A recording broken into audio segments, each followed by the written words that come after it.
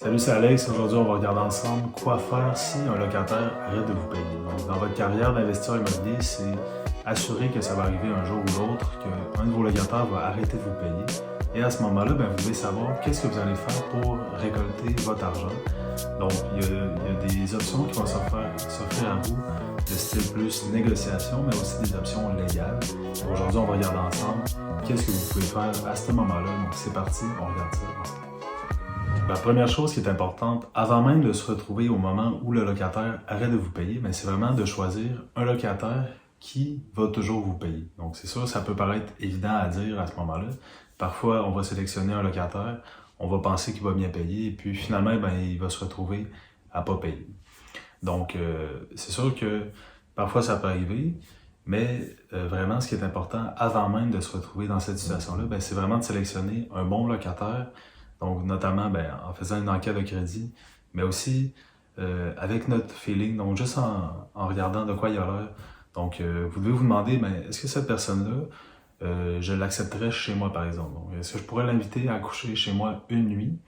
Et si vous êtes un peu réticent, vous vous dites, peut-être pas, vous sentez qu'il y a quelque chose qui cloche, et la personne essaie peut-être un peu trop de vous convaincre qu'elle serait correcte pour votre logement, à ce moment-là, il y a une petite cloche qui doit sonner. Vous devez vous dire, peut-être que cette personne-là ne sera pas un bon payeur et je vais avoir des problèmes. Et des fois, des problèmes, c'est pas nécessairement qu'elle va pas vous payer, mais ça peut être qu'elle peut faire des dégâts dans votre logement. Donc ça, c'est vraiment la première chose. Faire attention de sélectionner un bon locataire pour faire en sorte de ne pas se retrouver à un moment où vous ne vous ferez pas payer. Donc ça, c'est la première chose. Maintenant, si votre locataire se retrouve malgré tout à ne pas vous payer, il y a plusieurs options qui vont s'offrir à vous. Mais celle à favoriser, ça va être premièrement de négocier avec, de trouver un terrain d'entente pour avoir votre argent. Donc la première chose à faire, ça va être de ne pas vous fâcher, de ne pas tout de suite sauter aux grands moyens, aux menaces par exemple, pour avoir votre argent. Donc il faut commencer par aller la voir, lui demander qu'est-ce qui se passe. Est-ce que peut-être que la personne a une raison valable à ce qu'elle ne soit pas capable de vous payer, par exemple, elle vient de perdre son emploi.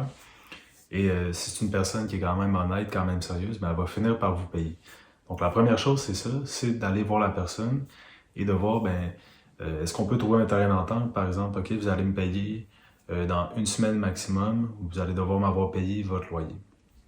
Donc ça, c'est la première chose qui est à privilégier, donc essayer de négocier avec la personne.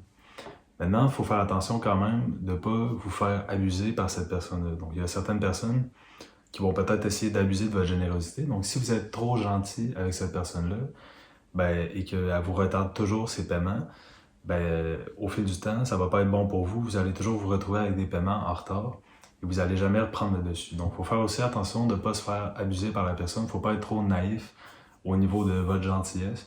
Donc, il faut trouver un juste milieu. Donc, négocier avec la personne, mais lui faire comprendre que c'est votre argent, c'est le loyer et est obligé de le payer éventuellement et que vous voulez votre argent malgré tout. Donc ça, c'est la première option qui s'offre à vous. Essayez de négocier avec. Maintenant, si effectivement, la personne, même après, vous avez fixé une date butoir, par exemple, dans 2 semaines, vous allez me donner le loyer, et elle ne vous a pas encore payé, là, il y a des moyens plus légaux qui vont s'offrir à vous. Donc, en fait, aussitôt que la personne ne vous a pas payé le loyer après la date qui était convenue, donc par exemple le 1er du mois, elle se retrouve dans le tort. Donc, au niveau du tribunal administratif du logement, vous pouvez faire une demande pour vous faire payer le loyer. Et donc, vous envoyez ce document que vous devez remplir et vous envoyez ça au tribunal administratif du logement. Et eux vont rendre un jugement, probablement en votre faveur. Donc, si la personne est effectivement dans le tort. Et là, par la suite, il va y avoir d'autres procédures qui vont se retrouver en jeu.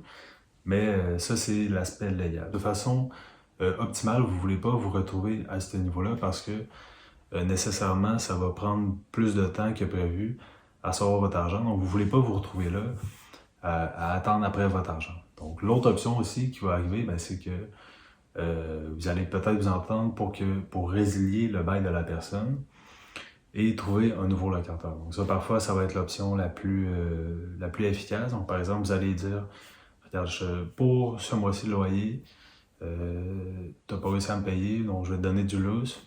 On va résilier le bail, je vais trouver un nouveau locataire. Et tu vas devoir me payer ton loyer éventuellement malgré tout. Donc ça peut être une option également qui s'offre à vous. Donc, dans tous les cas, comme je disais, vous ne voulez pas vous retrouver à ce moment-là où il y a un locataire qui ne vous paye pas. Donc, c'est important de bien choisir son locataire. Donc, quand vous faites une visite d'appartement, faites bien attention de choisir une bonne personne qui vous inspire confiance. Et donc, ça, vous allez probablement le sentir. Donc, vous allez voir, est-ce que cette personne-là, je suis prêt à ce qu'elle habite mon logement et je vais me sentir en sécurité pendant qu'elle habite là.